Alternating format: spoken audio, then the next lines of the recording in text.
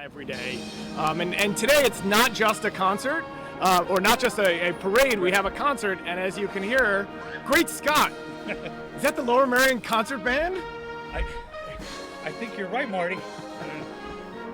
And what could be more American than Back to the Future? I mean, going back to the future is really what everyone wants, I think. Even though they just go back to the...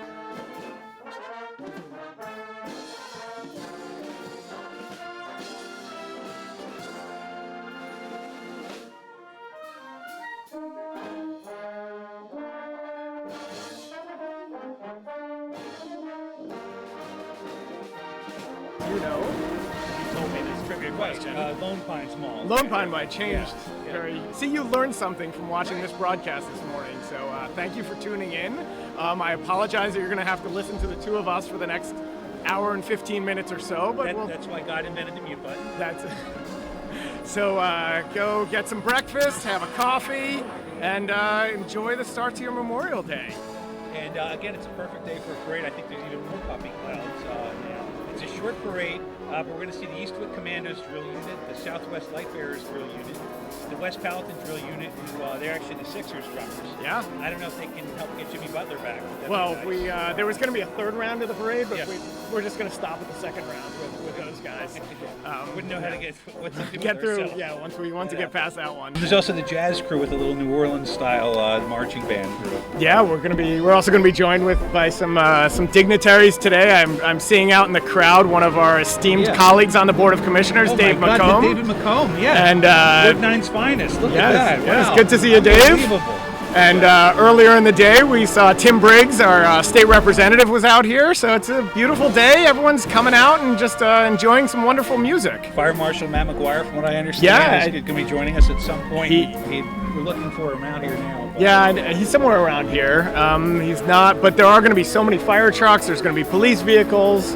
It's going to be an exciting day. You talked about it being a short parade. There's a reason it's a short parade. Lancaster Avenue, I don't know about you, but the biggest complaint I get is traffic.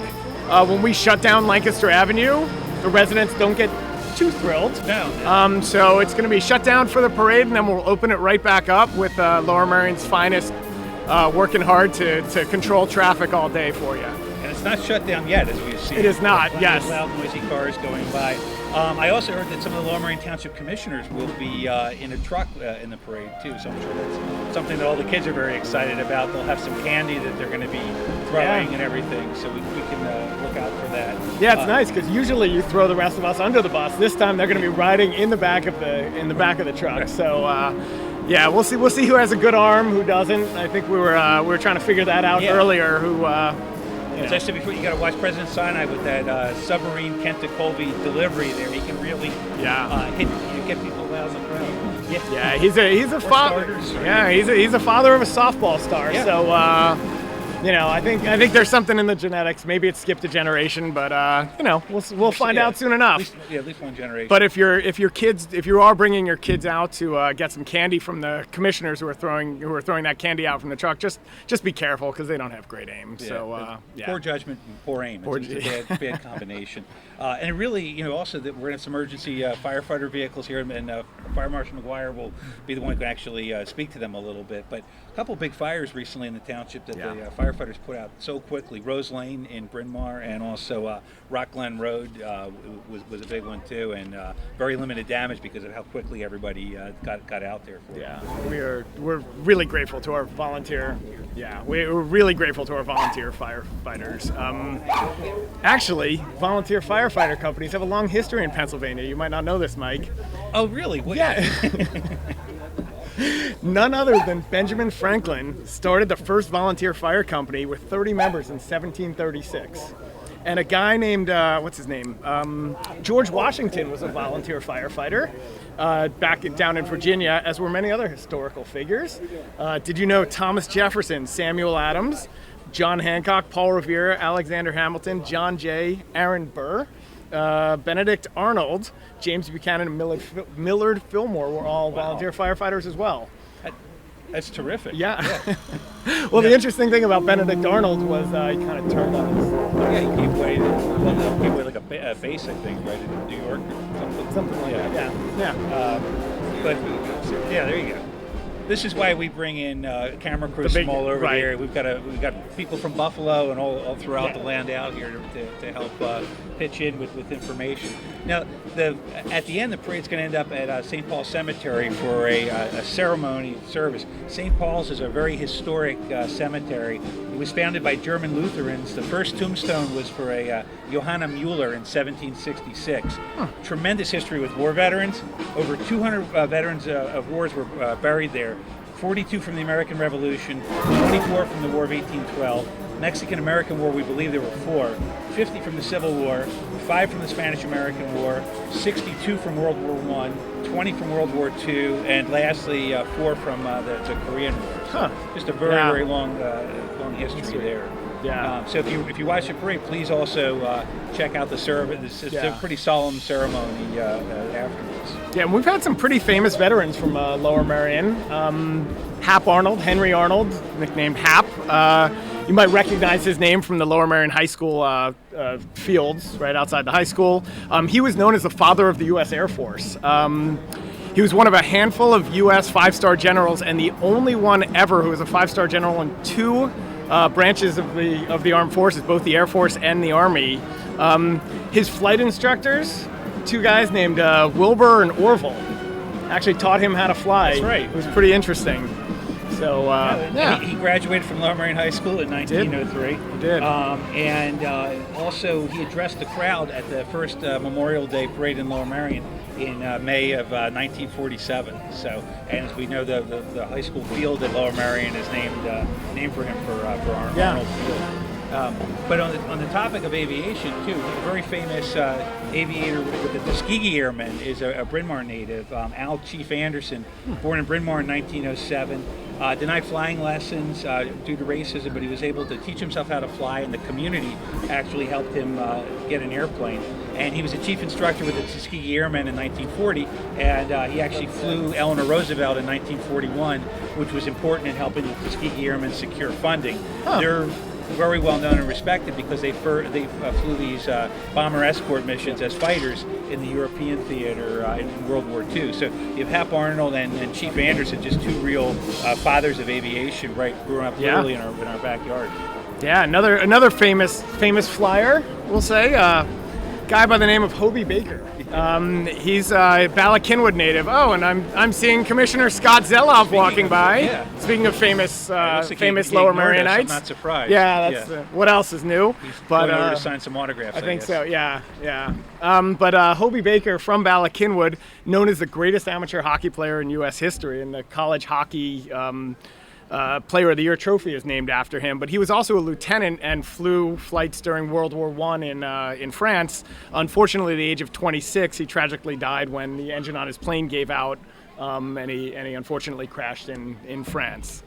So. And he's buried in Bala-Cynwyd. Yes, he is at Great West Laurel Hill Cemetery. Speaking of famous Bala-Cynwyd residents, was there an Alexander Haig? There was an Alexander Haig. What can you tell us about him? Oh, he's a Lower Merion High School graduate from 1942. He was named Secretary of State by Ronald Reagan in 1981. But before that, he was a graduate of the U.S. Military Academy, and he was the Supreme Allied Commander in Europe. Yeah, for NATO. Yes, he was. And when President Reagan survived an assassination attempt, Alexander Haig famously said, "I am in control here."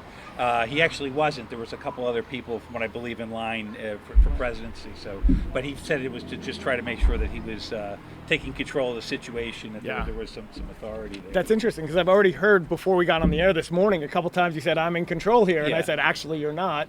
But so I think you're channeling a little Alexander Haig. In my mind, yeah, I'd like to think I am. I realize no one else may believe that. Yeah, well, keep thinking that, buddy. The main message I'd like to get out to, so my father goes and he's in this parade every year, one of the organizers. If you served at all, if you were in the military, please come out. Even if you don't know much about the parade, you can gather on Greenfield Avenue at 10:15 a.m. Every Memorial Day for the parade, and just get out and just be a part of it. Because there are lower numbers each year. We have fewer veterans, fewer people out there. There was a VFW in Ardmore that closed. There was an American Legion post 857 in Belmont Hills that just merged in September 22, this past September, with the American Legion post in Bala-Cynwyd. So we struggle with numbers. We have fewer veterans, and if you have the time and you're not down the shore for Memorial Day, please come out. So Yeah. And now Commissioner Zelov decides he can come and say hello to us. So saw you signing autographs for the kids over there. How are you, Commissioner? It's good to see you. is that better now, or Oh, look at this! This is Yeah. we got This is unbelievable here, everyone's yeah. everyone's coming out Yeah. today. We Mr. got Zelov, our would you like to come? Yeah. Gavrin's making an appearance on the board. Yeah. making an appearance. We're broadcasting Yeah. the entire We're live. parade. Yeah, hot mic here. While you're sitting there not throwing out candy and taunting kids, we're going to be here announcing the parade. All right, it's a hot mic. Would you like to come out here? This is a live broadcast. Rest the crowd or down? Well, don't get up. Don't get up. All right. Jeez. Here, well, I guess we'll shove over. I'll just read from the program. Yeah. Please do, Scott. Might not want to do that. Yeah. Committee, Anthony. Oh, no, we'll skip. Yeah, don't worry about it. Well, and you're going to be throwing some candy today with some of the other I commissioners? am, yes, and it's going to be township supplied candy, Yeah. which I'm very excited about. Do you have a hit list of We have, any? we have a budget line item for Do- parade Yeah. candy. Have you tried to cut that budget line item? I Because tried. you've Yeah, I tried very unsuccessful. hard. Yeah. I tried hard on other things. Should we duck when you round the corner? Do you intend to try to pelt us with anything? Now that I know you're here, Yeah. I can Yeah, do that, yeah. yes. So for those of you who are getting generic candy instead of like Kit Kats and Reese's, you can thank Commissioner Scott Zelov for being so. It was a penny cheaper for a piece of candy, so We yeah. did bid it out. We had many bids. Did it a second time, I think, right? Yeah, We didn't like the first one. right. Do you know who else is joining you in the float? I'm sure that Commissioner Anthony Stevenson, who is, a chair of the event, will be doing so, and perhaps our president Todd Sinai, but I'm not sure. Yeah. All right. So this is not your first Memorial Day parade. It is You've not. been to one or two before. I've been a few, yeah. And I don't know if you guys. Okay. We're experiencing some technical difficulties. I think we're still we're talking through this, right? Like professionals that we Yeah. are. I think everyone's okay. We're still good. Everything's just fine. And that's the thing, when you have a This crew is like what- this, we can this deal is with. prof- yes. And that gust of wind just blew everything down. I mean, it's Yeah, that amazing was- how everybody jumped into service on that. This is what happens when Commissioner Zelov shows Yeah. up. Things fall apart a little bit, but it's great. We do have a great crew. And I was about to enlighten the audience by telling them I'm not doing one parade today. I'm going to two parades today. oh, what's the other It's parade? a total work day for me. Yeah. Tell us about the other parade. The other parade is in Gladwin. So Okay. there's the Gladwin Memorial Day Parade, and it's a very lovely small parade, and it's a little smaller than the Ardmore. Okay. When does it start? It starts at noon. Okay. So when you're done celebrating Memorial Day here, then you can celebrate it at the Gladwin Parade. Where does it kick off? It kicks off at the Gladwin Elementary School, well, in the parking lot next to Gladwin Park. Okay. Decorated bicycles. There we go. Yeah, there you go, boy. Yep. Okay. You do not want to lose that. What's it? Moving closer. Yeah. Yep. There we go. Yeah, we're down to one mic, so we well, we have another one right here. We actually, right. We added an announcer and lost a mic. So. That's a bad. Yeah. It's a bad addition. So have you guys checked your ratings this morning? I mean, is this... Oh yeah, we're Yeah. up. I think there were 23 people. yeah. Are you watching nationwide Yeah. today? We are. They were hurting, and then once the camera fell over, that Yes. interest tripled apparently. It So did. So for Yeah. those who can't get enough parades, there's the Gladwin Parade. It Yep. kicks off at noon with decorated bicycles in the Gladwin Park, and then it goes around the corner from Writer's Mill onto Youngsford and by the guardhouse, and then concludes at the Gladwin Firehouse. And then there's a little ceremony in the middle of Gladwin on the square there, and do you still have the Snoopy float and the Woody Woodpecker blimp, or are they not? they were retired. They were retired. Okay. Yes. Yeah. Well, that was right. The Woody Woodpecker that we had for the Ardmore Parade kind of went face down into a fire truck, and the beak did some damage to one of our fire trucks. Very unfortunate. Yeah, I think it was an American Yeah. LaFrance. Yeah, it was Yes. a shit, and they went bankrupt afterwards. Right. So it was it was just a All right, mess. guys, I have 1 minute left before I have to get a police escort down Right. to Greenfield Avenue. One of your many police escorts for today. So thank you. Yeah, we've got penny candy here, but the police are driving you all around the township today. Well, so we that's good. very much Yeah. appreciate the appearance Yeah. and joining us this morning. Yes, well, And, It's an escort, not a transport. It is actually a transport, yes. All right, I'm going to sign off, fellas. All right. Happy All right. Memorial Wonderful seeing Day. you. Good seeing Happy you. Memorial We'll- Day. We'll talk when we see you coming around the corner. Yeah. Yeah. So everything was going well, and then Commissioner Zello showed up. We're down to one microphone. The gust of wind knocked over the camera and everything, and so I guess that's par for the course. We talked about the fire service a little bit too. There were two big fires historically in Ardmore, right in the area where the parade actually meets. The Ardmore Auto Car, big factory in July 1956, that burned down. And that's actually where they made a lot of different trucks, half tracks for the military. And that area afterwards, there was a Kitty City, Ardmart, a couple other commercial stores. And in 1988, there was a fire. They called it the Kitty City fire. Kitty City burned down, the Ardmart burned down, and this carpet warehouse burned down. And unfortunately, firefighter Harold Beck, who was 41 from the Penwyn Overbrook Hills Fire Department, he died of a heart attack at the time. So that was one of the last fatal fire we had until the two incidents in 2021. Yeah, but the one in the Kitty City fire, cause unknown, $20 million in damage, and it was really right up in the same place of the auto car factory. And I think some people have it's kind of hard to imagine Ardmore in the 50s having a big factory there, but that was there for about 50 years or so. Interesting. One of the most famous, though, Lower Merion rescues happened in January of 1977. A concerned resident called the Gladwin Fire Company because there was a duck trapped for multiple days on the icy Schuylkill River. And 3 firefighters headed out onto the river with hatchets to break up the river so a boat could come. When they got out there, they discovered it was a decoy. It was a really lifelike decoy a very good that decoy. had floated down the river and become lodged in the Yeah. ice. And photos of this rescued duck appeared in the Philadelphia Evening Bulletin. The story was picked up by the AP and it became national news. And so, yes, That's thank you funny, to our yeah. firefighters for saving a fake duck. Yeah, I wonder how Commissioner Zello, who I think was on the board then, reacted when that happened. But I think he's the one who put the decoy in the water to see what would happen. And thanks, Commissioner Zello. Still sitting on the roof of Gladwin Fire. It absolutely is. They have it in a display case that you can go down to the fire company at Gladwin, one of our 6 fire companies within the area. And no resident. Do you know no resident in Lower Merion lives more than 2 miles from a firehouse? It's true. I did not know that. You do now. I would have thought there might have been some area where we didn't have as much coverage, but that's No, great. It's pretty great, and we really are fortunate to have wonderful volunteer firefighters. Our companies really do a great job of bringing them in, training, and anyone out there who's interested in potentially joining the volunteer firefighters. I think at some point you're going to be leaving me on this broadcast and going to be joined by a very special guest from our Lower Merion Fire Department, who I'm sure will talk about the volunteer firefighters and joining the fire companies. Yeah, if he's not drowned out by the band, Right. We'll see. And big contributor in the parade is the Leon Spencer Reed American Legion Post 547. That post is located at 233 Simpson Road in Ardmore. Chartered in 1932, Ladies Auxiliary was formed at the same time. It's named after the first African American man from the main line who was killed in World War I. So Leon Spencer Reed, and over time, the Spencer Reed post is really the backbone of the parade. They keep it going with their numbers.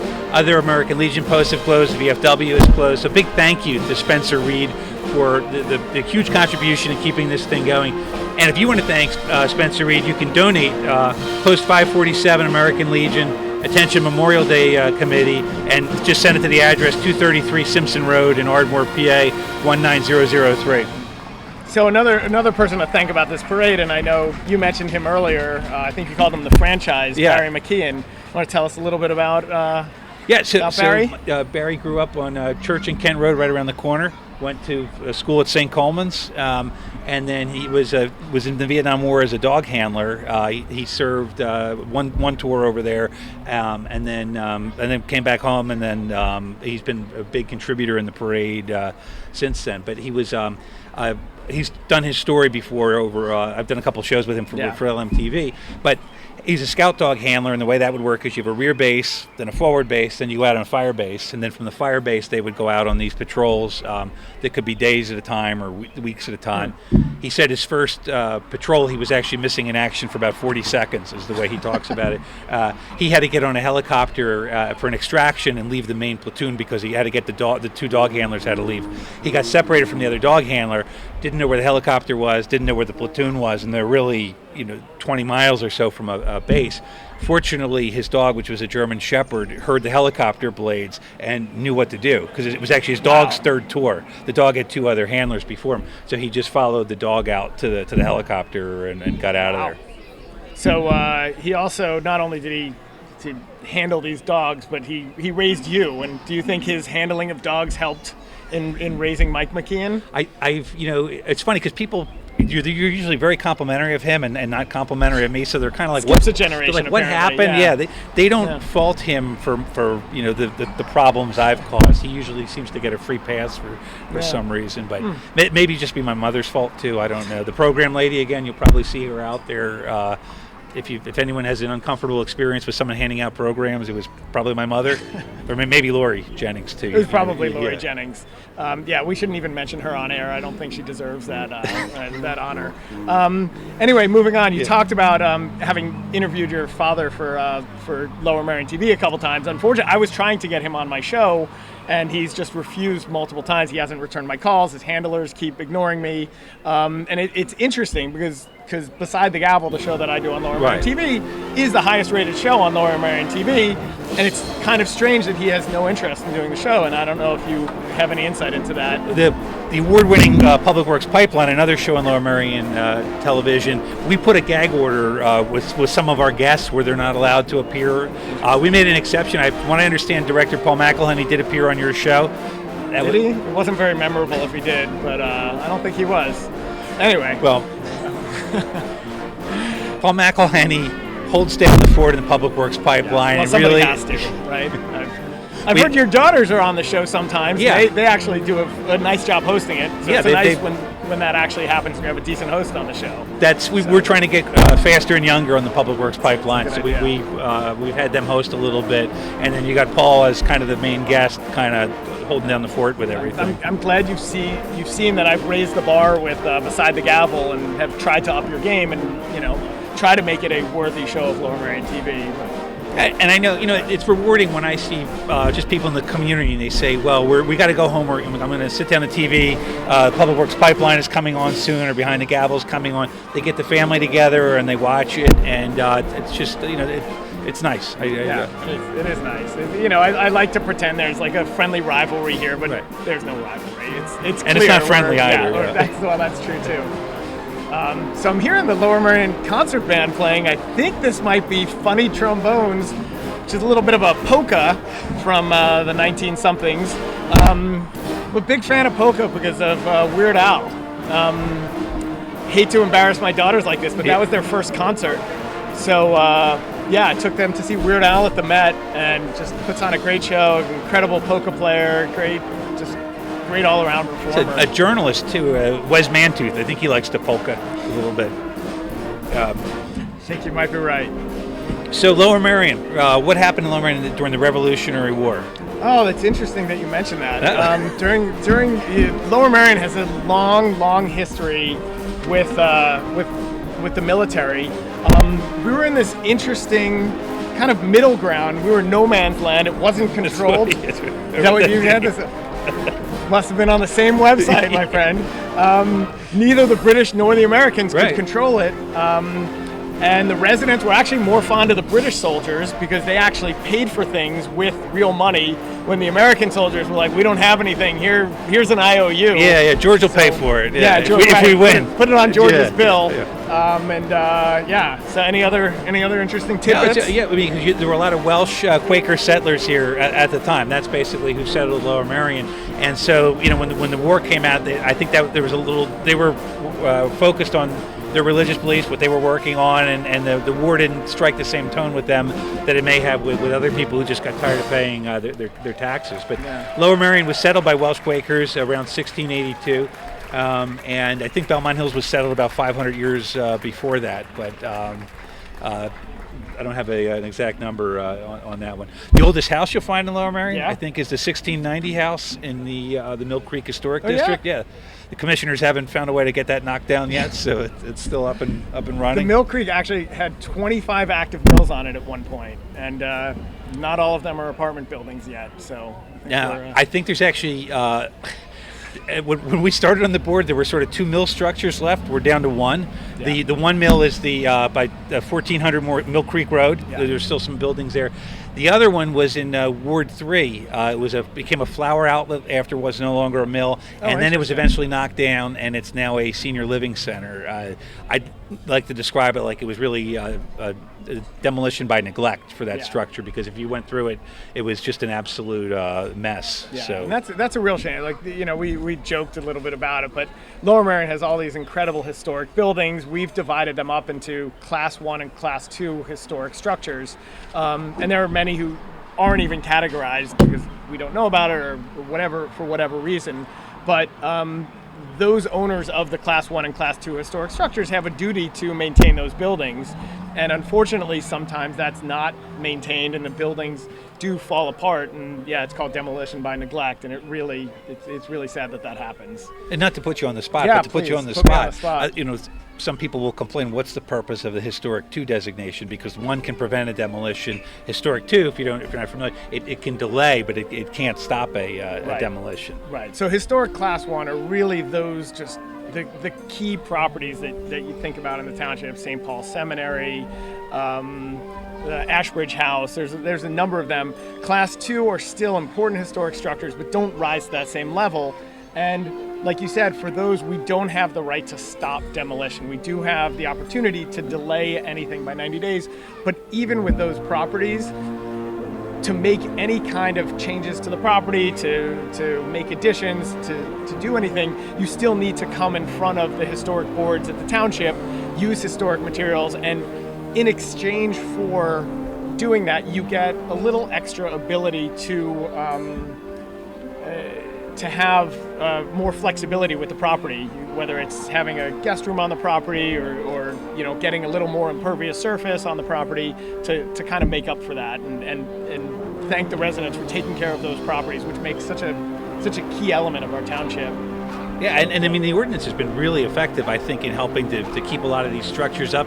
Inevitably, some buildings will fall down sometimes and things happen, but I think as a community, we've been able to really preserve a lot of structures, and that's a key fabric when you're in a township that's this old, that goes back to the 1680s or so. Yeah, and that's one of the beautiful things about our town. I mean, there's so many great things. Obviously, you have the closeness to Philadelphia, you have the wonderful school district, but the historic buildings, the open space, there's so many wonderful things. The Board of Commissioners that we have currently is really a jewel of this township. Present company excluded, of course. Of course, yeah. But no, we are really fortunate to live in such a wonderful place. And we do have, and I got a number of facts from the Lower Merion Conservancy's Director of Historic Preservation, Kathleen Applenaup, who shared all these facts and figures with me. Some of them really interesting, some of them, Did she tell you anything about the sewer system at all? It's so amazing that you mentioned it. Right. Lower Merion sewer system started construction in 1902. That's unbelievable. I would have guessed 1910. I was thinking late 1900s. Shocking. Yeah. But thank you, Kathleen, for sharing that information with us. Now, if we want to talk a little sanitary sewer system, though, so we get our water, in Lower Merion, it comes in really from the river. And when we're done with it, we have 18 pumping stations throughout the township. That water then gets sent to Philadelphia where it's processed. Yeah. And we have a contract with the city of Philadelphia to treat our water. It's a 35-year contract. And I think it either ends in 2027 or 2028. Oh, that's coming up. Yeah, so we should, better we get should on do that. something about that. Yeah. No, that's really fascinating. Yeah, Yeah. I think everyone needed to know that. So one really cool fact, you talked about Belmont Hills before, which I know have a little fondness for.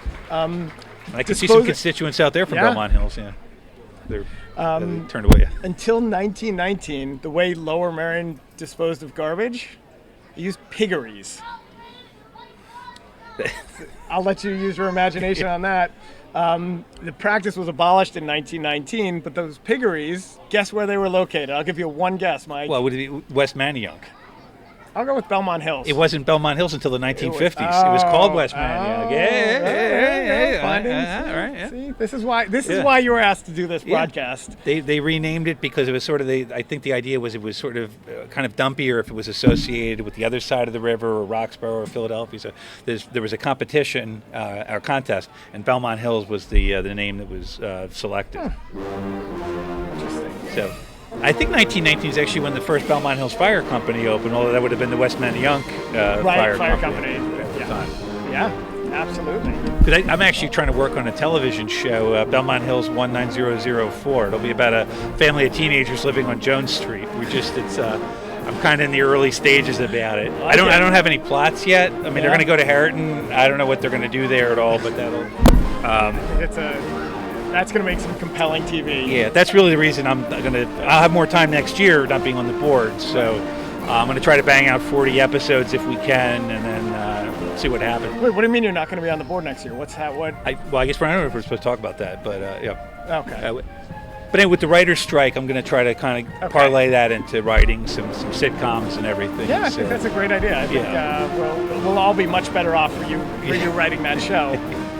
It may be a horror show. I'm not sure. Still trying to work out the details and everything. Well, you will be sorely missed. Yeah. I'm sure we can say that others on the board will sorely miss you. And May the 4th, next May the 4th that we have as a board meeting won't be the same. And I'm going to come in every Wednesday and dress down the board and say it was not like this when I was on the board. We didn't do this. I've got nothing. I'll have nothing better to do on my Wednesday nights than to do that, and I just try to make everyone feel bad. So. Well, thanks for that. Yeah. We're looking forward to it. Knowing how hard everyone works. It is. I couldn't imagine going back and acting like that. It's people often say, "Oh, it's a thankless job." It's not a thankless job. I'm truly residents are so grateful for the work that we all put in on this board. Everyone on the board works incredibly hard to do what they think is best for the township, and it really is an honor to be able to serve and kind of leave our mark on this township and know that some of the things happening right now 100 years from now are because of the work that we put in.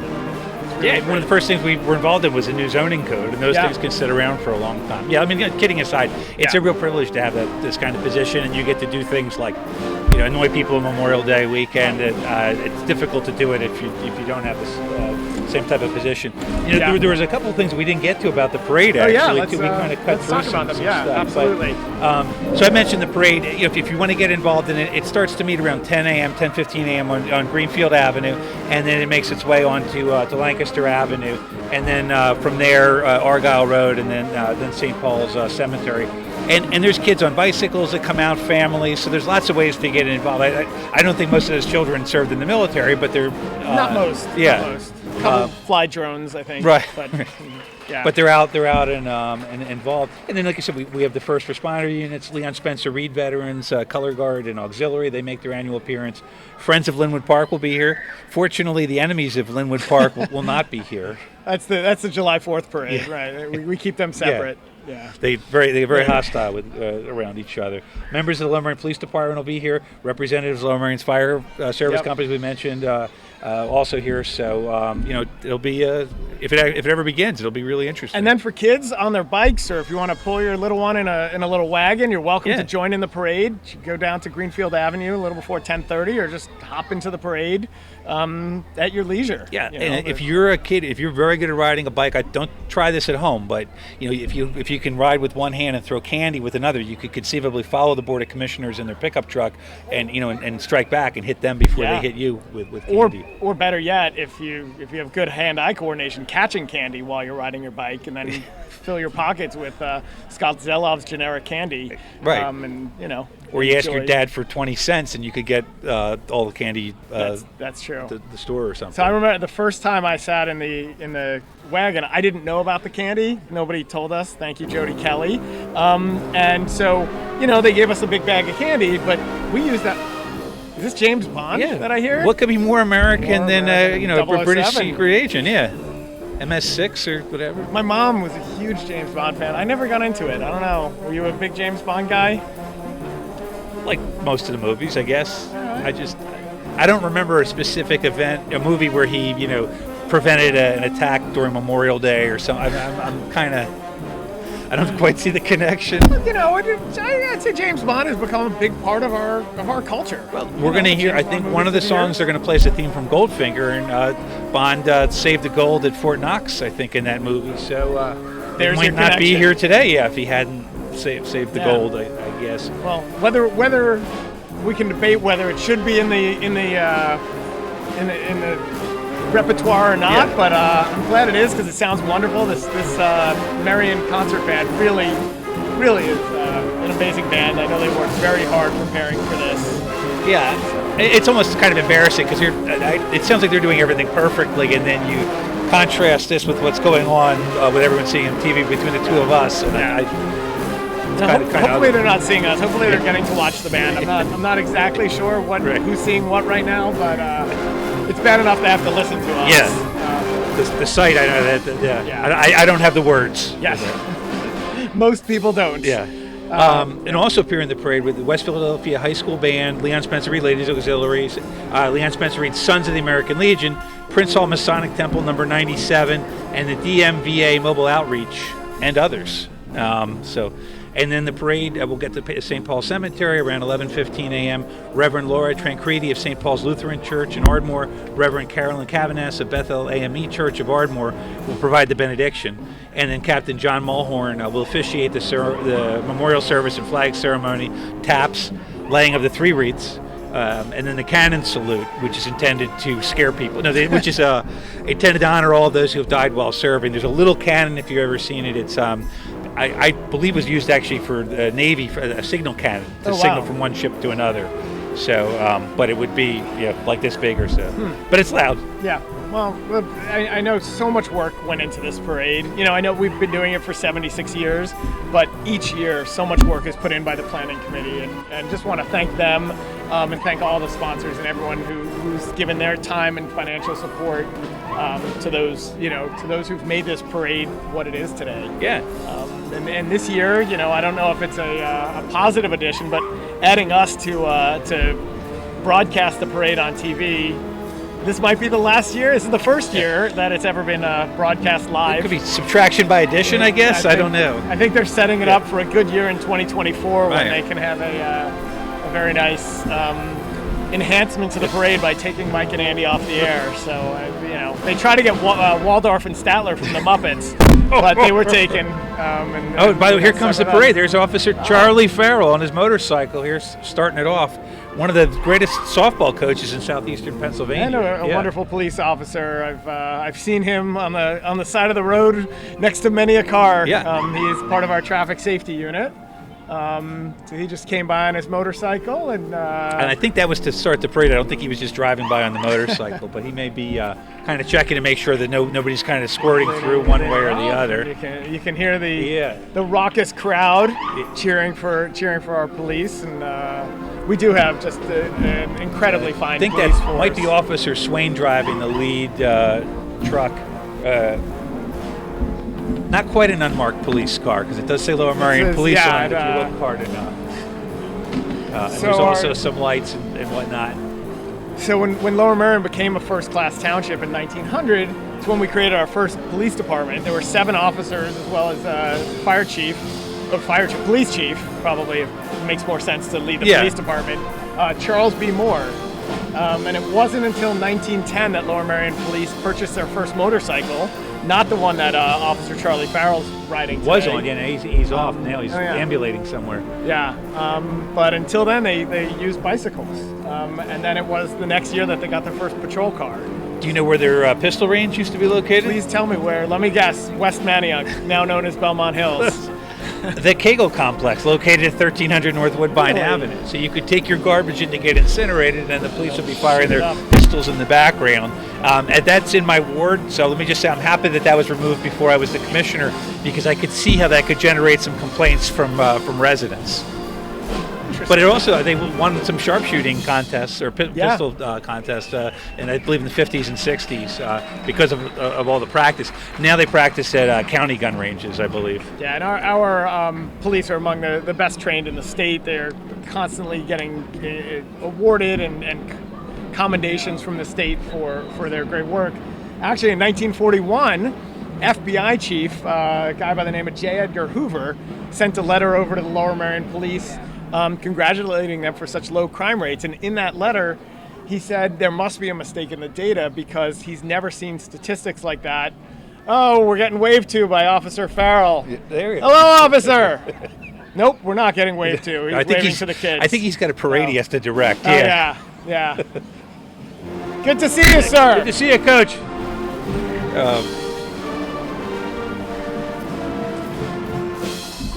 All right, so we're going to take a moment here. Honor America.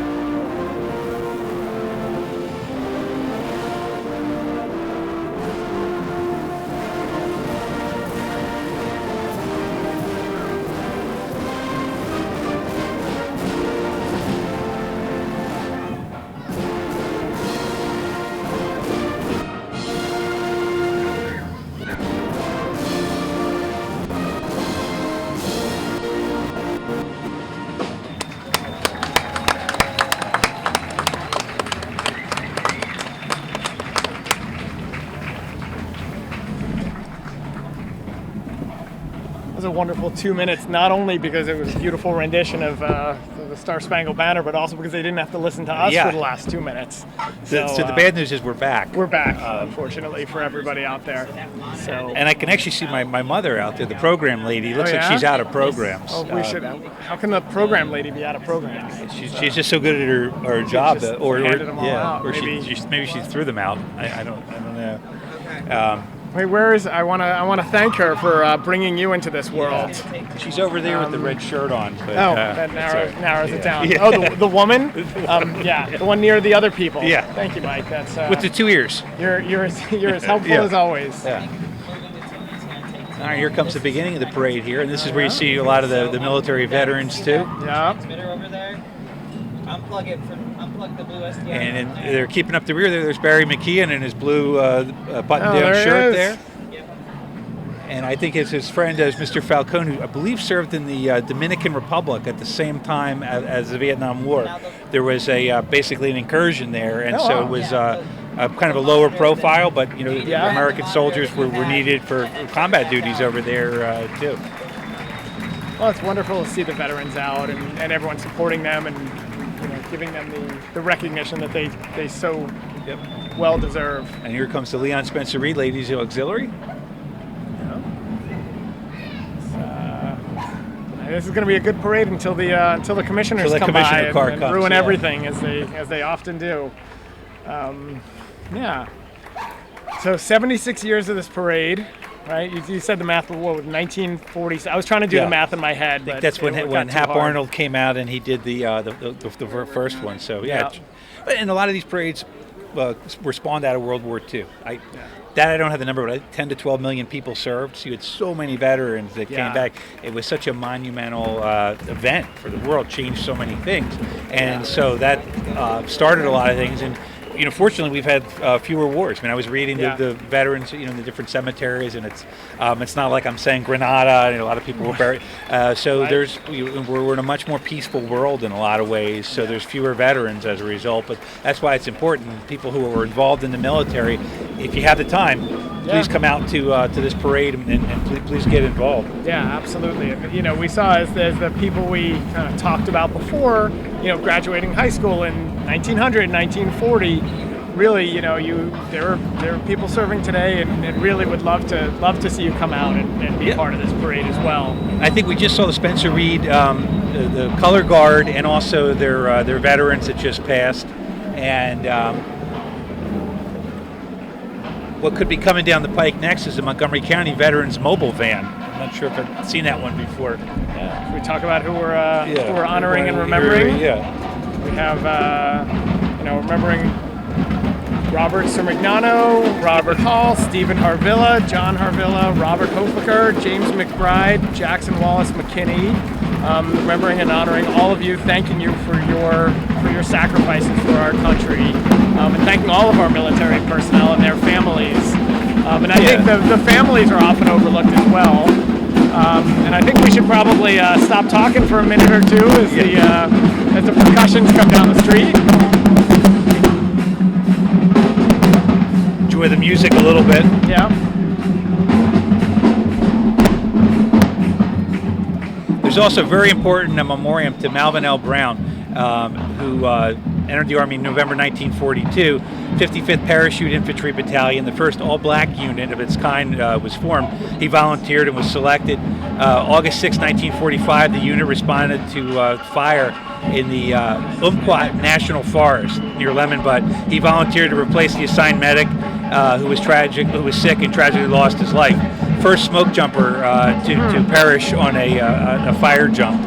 So that's something. I mean, that's a world to just go and jump into a fire, literally, and try to put it out. The bravery you need to have to do that is off the charts. Yeah, no, and again, that brings up our volunteer firefighters, and that they are just going in while all of us are running from a fire, and they go in and really risk their lives for our safety, and it truly is amazing to have that heart and spirit, and so grateful to all of them and everyone who serves as a volunteer firefighter.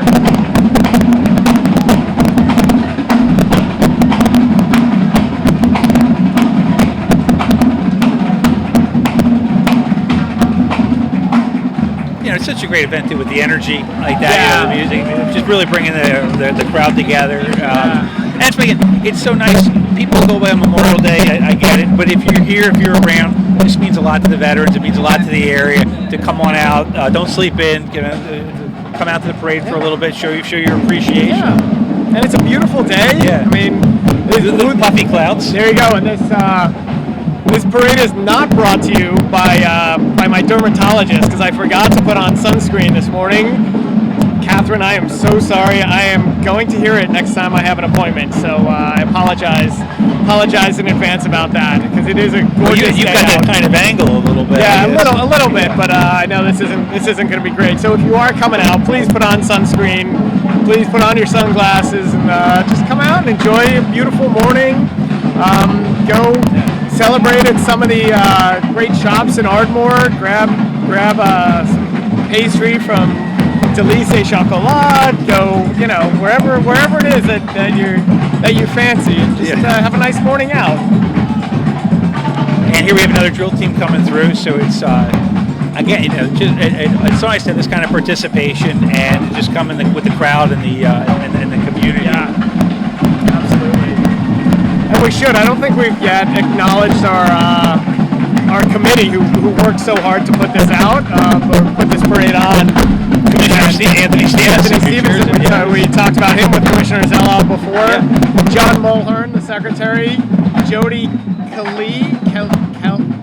Jody Kelly, the co-treasurer. I don't know who she is. And she works with a guy by the name of Barry McKeon. So they're working together. Sounds like trouble.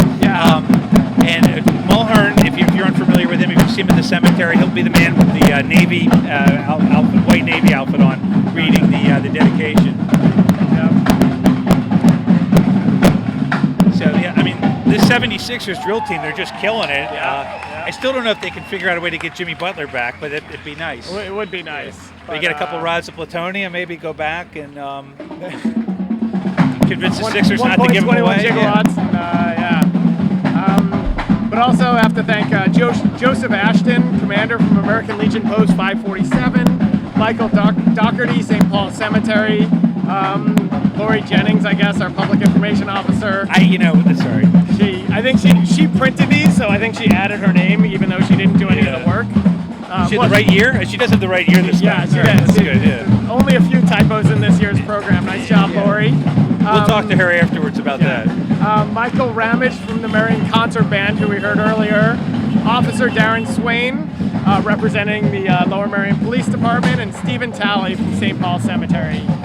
Thank you to all of you for support of this wonderful parade that you're getting to see and having to listen to us. All right. Well, the good news is the fire trucks are getting really...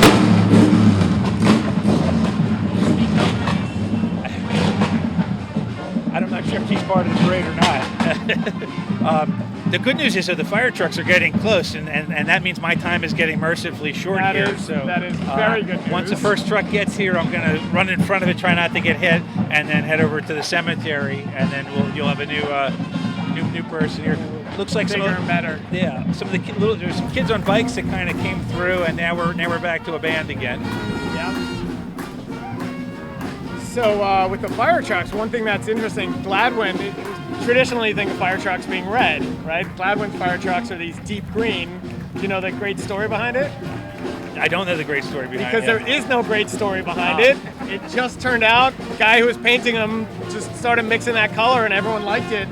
And they said, yeah, we're going to paint our fire trucks green. And then Penguin about copied 100 it, years ago. right? Penguin copied it because, Oh, Bryn Mawr too. Yeah. So Somebody donated a lot of money to them. They kept the stuff. interesting. So we're gonna hear some interesting stories about the green trucks coming up. Yeah. But it was about 100 years ago that they first started getting painted green, and then on the top they added the yellow in the 1970s.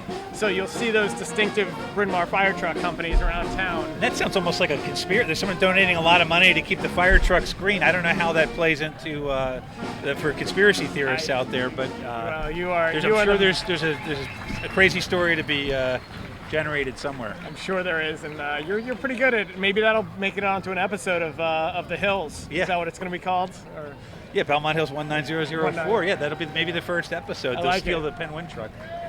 all right, we have some Boy Scouts coming down the road now. Thank you for your service.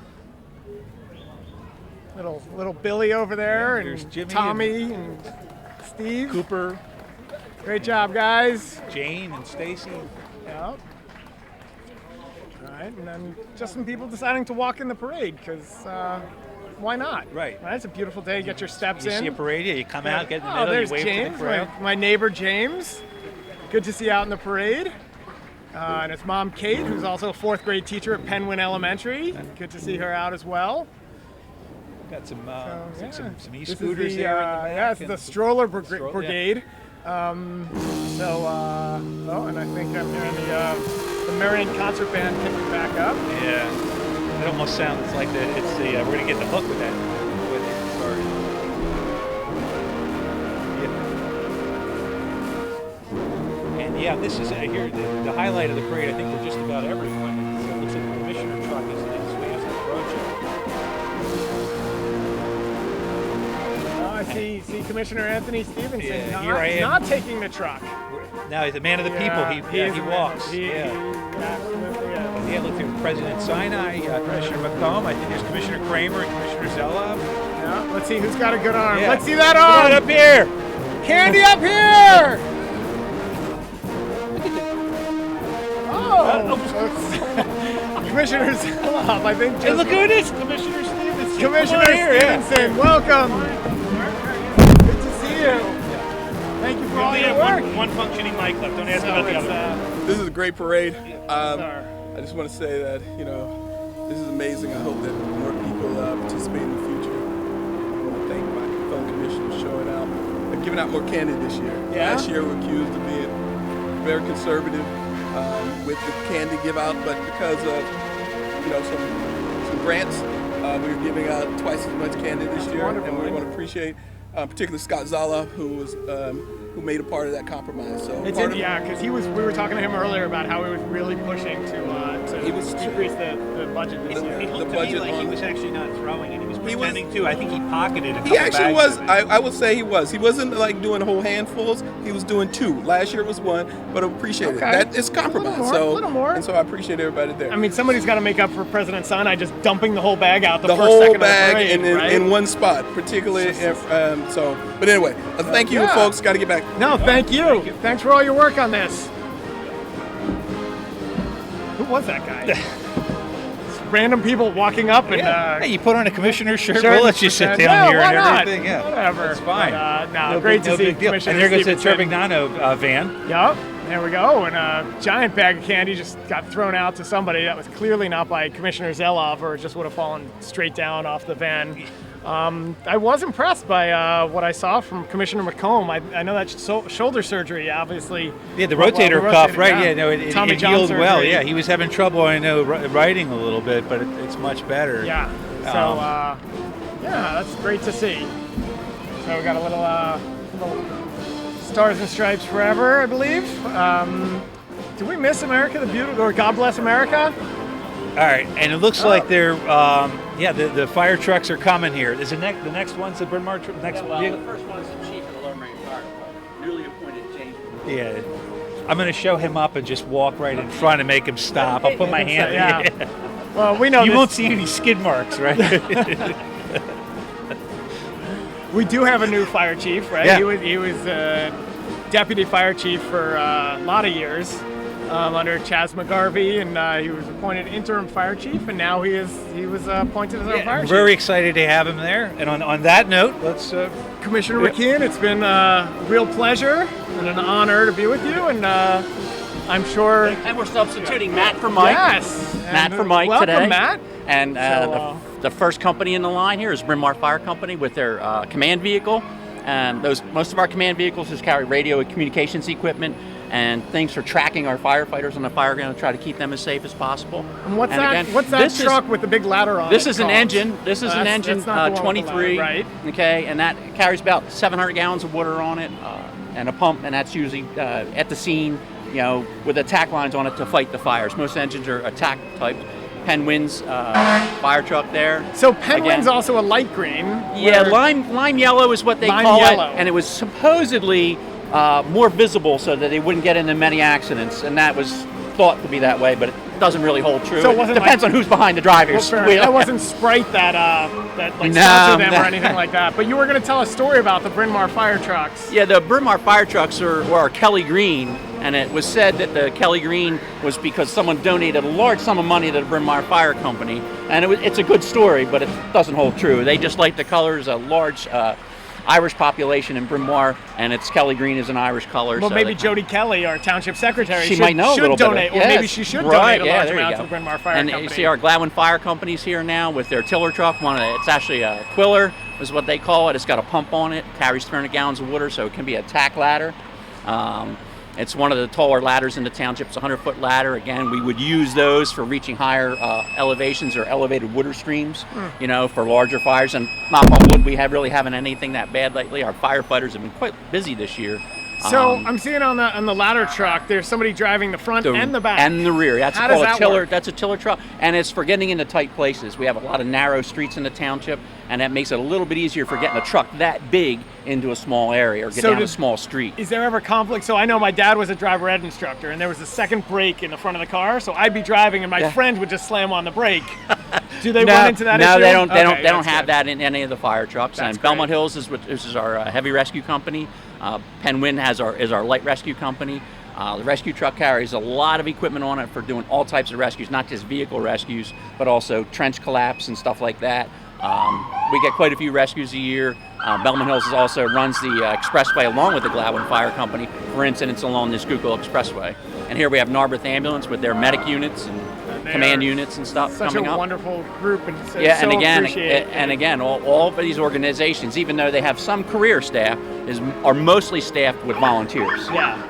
And Lower Merion is very, very fortunate. A lot of communities are having to hire more and more career staff because the people just aren't volunteering the way they used Yeah. to. So what can we do? How do we support our volunteer firefighters? Well, Lower Merion's doing a lot with the tax credit program, which gets the firefighters to come out. fires help, and I know it's not good for the community when there's fires, but fires help because people see that and then they get interested in it. But the tax credit program is something. Any type of program where you can assist the firefighters. I know even tuition reimbursement and stuff like that is a big thing in some communities where they'll, if you're an active firefighter and you make your quota of the calls and stuff, they will give you money towards your college education. And even through the Pennsylvania Relief Association, where some of your insurance payments go to for fire insurance for your home, goes to the local fire companies in your community, and they can use that for training and stuff, and they can actually use that to reimburse some of their members also for the college tuition. Gotcha. And I know I've spent some time with the Bryn Mawr Fire Company, and it really is just a great group, right? They love spending time together. Good camaraderie. Yeah. And the people do get along very well. We're starting to do a lot more intercompany training now because the firefighters realize they can't do it alone. It is a team sport. Right. And here we have the Union Fire Association with their ladder, 100-foot rear ladder. So again, that carries all types of high-angle equipment and stuff on it too for doing high-angle rescue. Yeah. And it also, again, if we needed an elevated water stream or pick somebody out off of a roof or something like that, we can do that. So their engine is here too. Again, and most of our engines carry between 500 and 750 gallons of water. They're capable of pumping over 1,500 gallons a minute. Wow. They're actually classified as 1,500. We do testing on all of our apparatus every year. All the pumps get tested to make sure that they meet the specs of when they were built, and our ladders also get tested to make sure that they're safe. So if a firefighter's up on it, it doesn't fail on them, and we end up with injured firefighters. So you've talked about, we saw the Gladwin Fire Company, the Belmont Hills Fire Company, the Bryn Mawr Fire Company. Is that a unique, it's a pretty unique structure we have with 6 different fire companies, and you don't work at any of those fire companies? No, I work directly for the township. I was hired here in 1990 as a training officer, took more classes, got certified for being a fire investigator.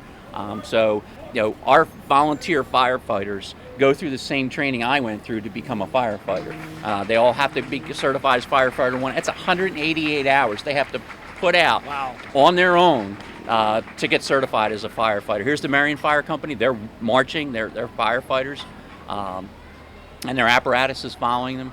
They're the local district company for Ardmore. So how did that come? How did the Marion Fire Company end up in Ardmore and not Marion? I've always wondered about that. That's a question I don't know. Maybe it was one of the early fire companies or one of the earliest fire companies in the township. So Lower Marion, I guess it was just the Marion Fire Company. The Marion Fire Company and they of have, Ardmore. They have 2 engines and a ladder. Yep. They have a utility vehicle too. A lot of the companies bought utility vehicles to move manpower. They're just pickup trucks basically. They could throw some equipment in the back. They can move some of their equipment from the fire scene back to the firehouse to try to get it cleaned up. I know a sticking point in the township and a lot of communities is the sirens. People complain about the sirens. I'm sure you've gotten a few phone calls. I've gotten 1 or 2. And originally the sirens were put on the fire stations because they were some of the highest points in the community. So they put the sirens on top of the fire for air raid sirens during World War II, and the fire companies just adopted them. Right. So realistically, it's tradition. Well, not really. They were put there because they were the highest point in the township, and people would hear them in case there was an air raid. Thank you for joining. Not a problem. This broadcast was going downhill quickly, and when we traded a mic for a mat, it truly improved dramatically and exponentially. Oh, it's a pleasure. And again, I think Mike said something about fluffy clouds. I mean, they're still out here. It's been a very nice day. Looks like they're cutting over to our man on the street, Mr. McKeon, who's just annoying other. And that looks like Scott Commissioner Zeloff is there as well. So we'll say goodbye. And turn it over to Mike. I was there for the last 9 months. Well, thank you for your service, sir. So you know this guy Barry too, or yeah, he's all right, right? Yeah, we went to grammar school together many years ago. Did you cause a lot of trouble in grammar school, or no? All right. No, I mean, the statute of limitations is run on all that. Oh, we were good. Yeah, we were good. I think. Did your sister teach my daughter too? Yes. Was that? Yes. Well, I thank her for her service too. Dr. Falcone. Yeah, Dr. Falcone. Thank you, because I know Ava can be very difficult. And you were in Vietnam, right? Yes. So yes. what was your experience like? Well, I was a scout dog handler. All right, and Barry, you've done a couple shows with me for LMTV, or my dad. You talked about your experience over there, and so thank you again for your service too. It's greatly appreciated, and thank you guys both for coming out and putting this parade together, because I know it's a big committee that does it, but it's harder and harder to organize these things. You have less veterans. The VFW in Ardmore closed down. The American Legion post in Belmont Hills just combined with the one in Ballackinwood. There were only 4 veterans left there. So thank you guys very, very much. I'm affiliated now with the Gladwin VFW post. It's been about a little over a year. What are they? And are they back in business? Or? Yeah. Okay. Yeah, it's open. Yeah, because they had substantial flood damage, Yes. right? Yes. Yeah, it's very nice. We were down there about 3 weeks ago, the last time we were there. Tim, do you want to come over? Do you guys know this is State Representative Tim Briggs? Tim? I know who he is. Okay. I don't think Nice I ever to see you met guys. him. Yeah.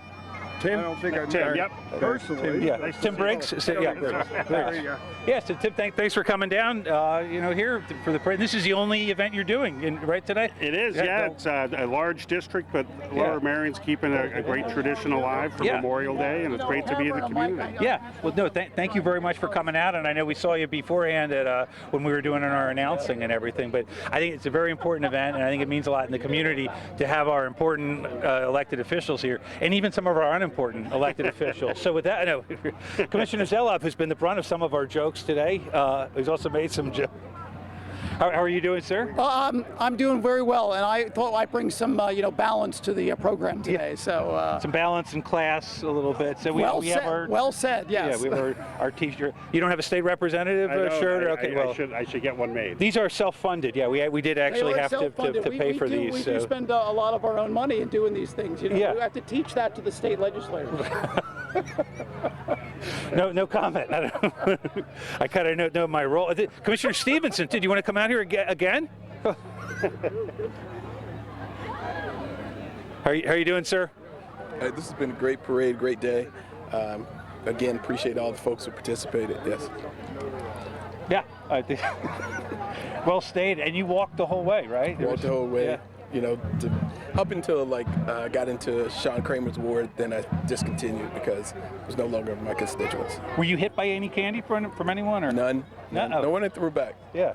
And Tim, did you get any candy? I at all? did not get any candy. That was only being targeted to, I guess, voters for the various commissions. Yeah.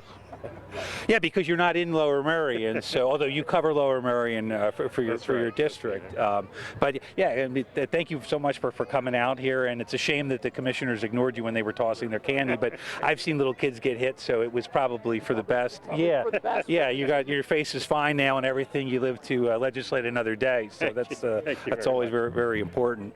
We should thank Commissioner Stevenson because he's chair of this event and the whole committee. done a great job of organizing it, and he was in charge of weather today. Beautiful. 73 degrees or so, I think. Yeah. I want it sunny, but not too hot. And Mark Murray, kind of the brains behind the scenes of the operation, he did a script for us. Well, thank you. Yeah, we got to get out of here anyway. So they apparently have a ceremony to run. Good to see you. Yeah, Mark predicted 73 degrees and sunny with puffy clouds. So. Well, he may be auditioning to go move up in his career to be a weatherman somewhere. Yeah. So. All right. Yeah. Thank you, sir. All right, let's get out of here and let everybody do what they need to do. So thank you. Commissioner McKeon, Commissioner Skello, Commissioner Stevenson, Commissioner Kramer, Commissioner McClone, Commissioner Sinai, distinguished guests, Reverend clergy, Colonel Kelly, ladies and gentlemen, especially veterans and their families. On behalf of the Lower Merion Memorial Day Committee, it is my privilege to open this Memorial Day service. The Reverend Tancredi of St. Paul's Lutheran Church and chaplain for this service at our host will read the invocation.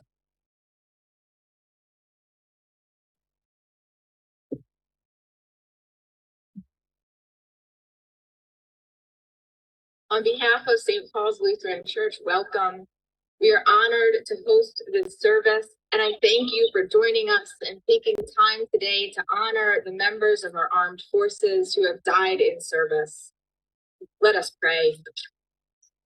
Eternal God, we give thanks for all those who have shown the greatest love by laying down their lives for others. We especially thank you for those in our military throughout history who have sacrificed their lives for their fellow citizens and for us who came after. As we remember their service, keep us mindful of all those for whom this day is a burden, and send your spirit of comfort to them. Help us to be worthy of their legacy and keep us mindful of their service, that in all things we may live our lives in praise and thanksgiving. Amen.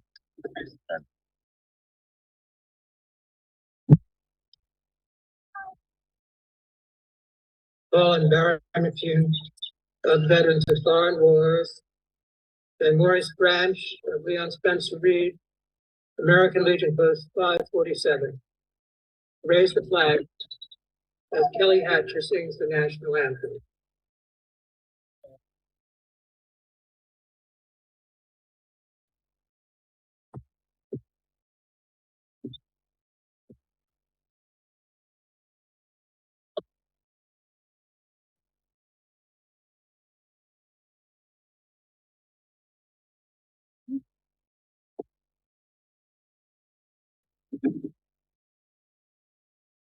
Oh, say, can you see by the dawn's early light what so proudly we hailed at the twilight's last gleam, whose broad stripes and bright stars through the perilous fight, o'er the ramparts we watched, were so gallantly streamed, and the rockets' red glare, the bombs bursting,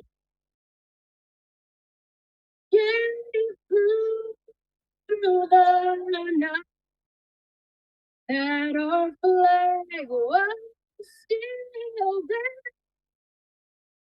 Oh, say does that star-spangled banner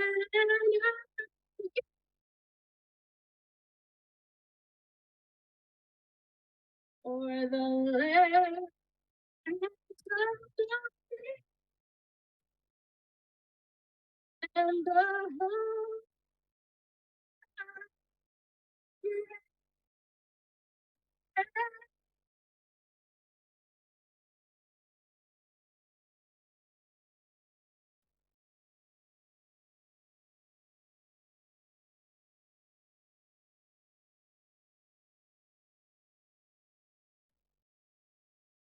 Immediately after World War II, Lower Merion School Superintendent Dr. Edward Snow organized a service to honor especially that war's casualties and other veterans, for sure, but also all other Americans who have put on the uniform of their country and have gone off to defend it in faraway places.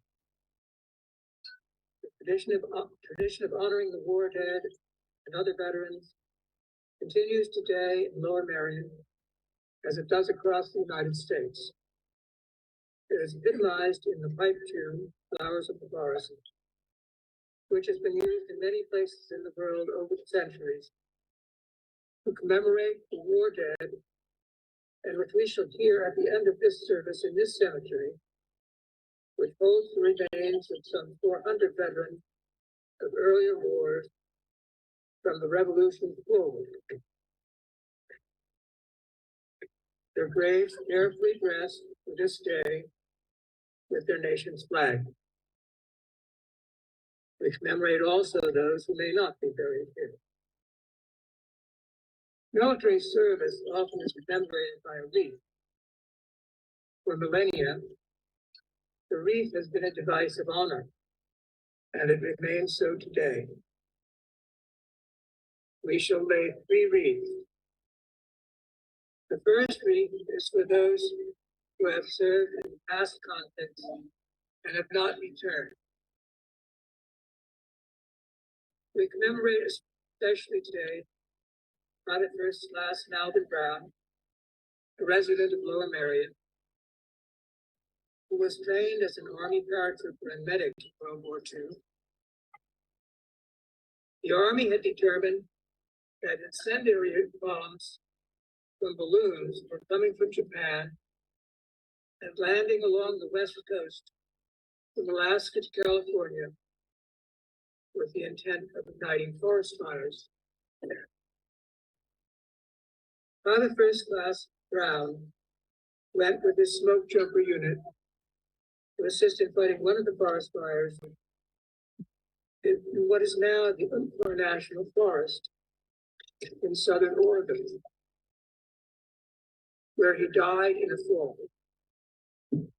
His niece, Juanita Hayes, and one of her grandchildren will lay the first wreath.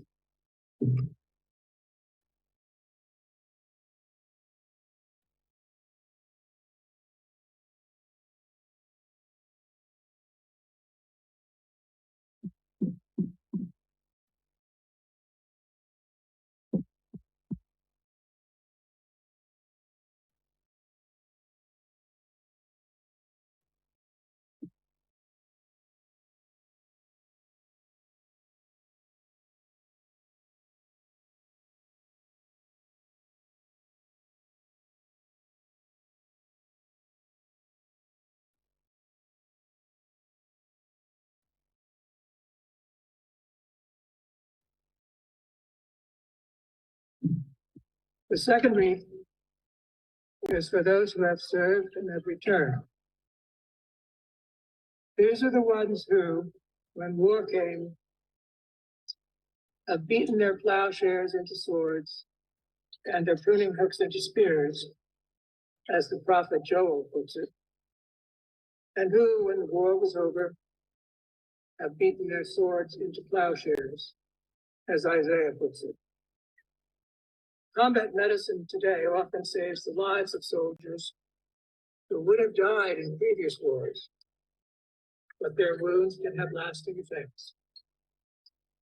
We as a country owe them much and have made a commitment to take care of veterans who have returned.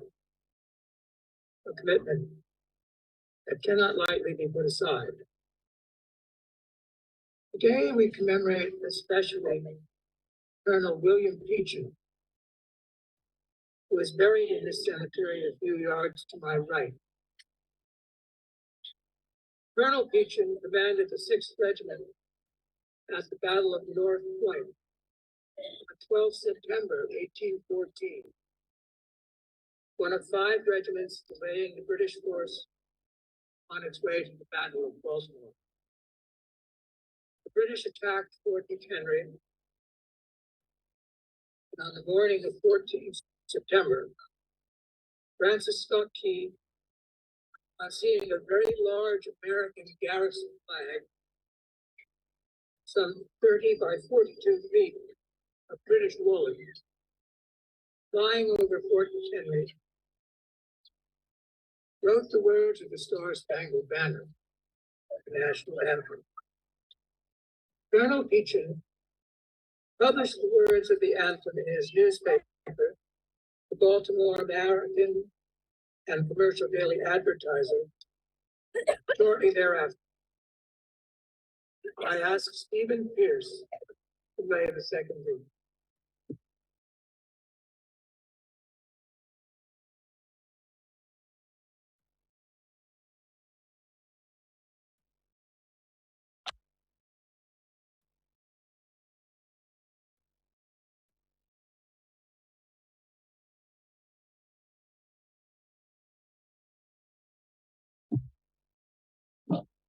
The third wreath is for several groups of service people, including those who are serving today in the theaters of active conflict and those who remain on watch elsewhere in the world to deter or control conflicts before they get out of hand.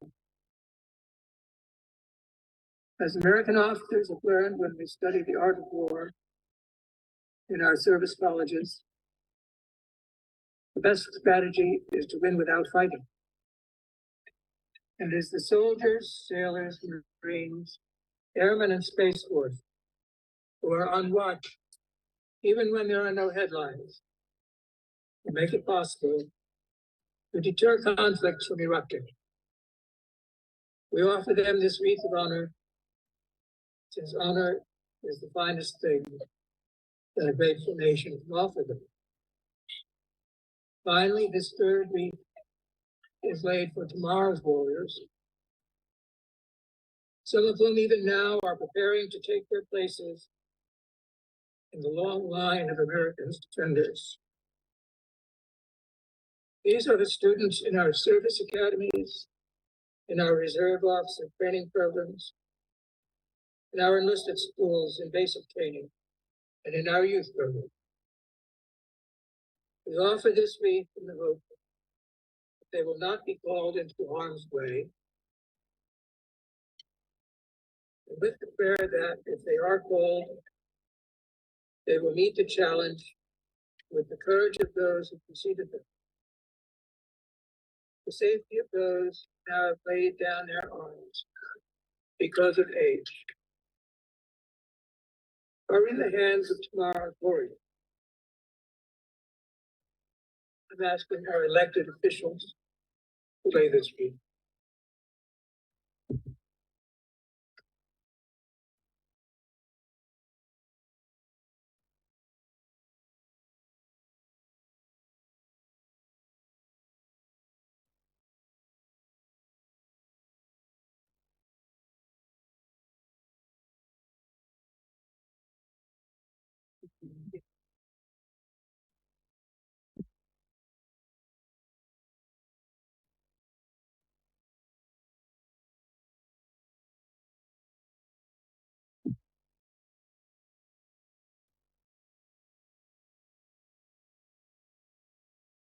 Cannoneer and riflemen, take station.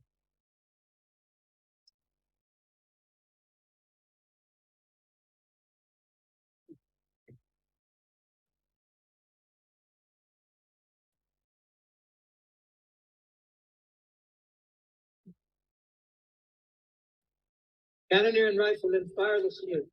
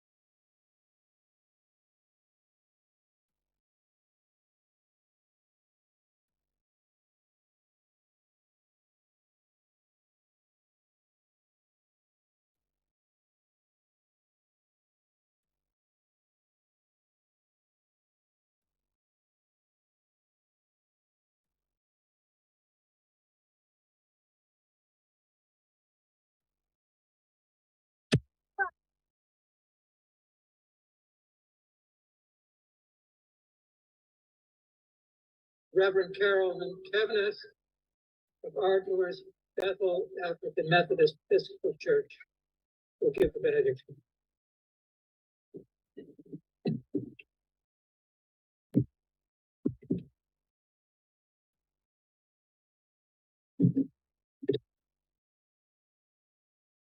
Let us receive our closing prayer and benediction blessing. Heavenly Father, we thank you for having brought us together to pay tribute to those who lost their lives defending our nation. May their souls live on in your gracious presence, and may they experience the full measure of your love and mercy. We also ask that you guide us and make us worthy of the sacrifices from which we have benefited. We pray we never forget how blessed we truly are as a nation, as a people, and as your children. Let us go forth in peace. Amen.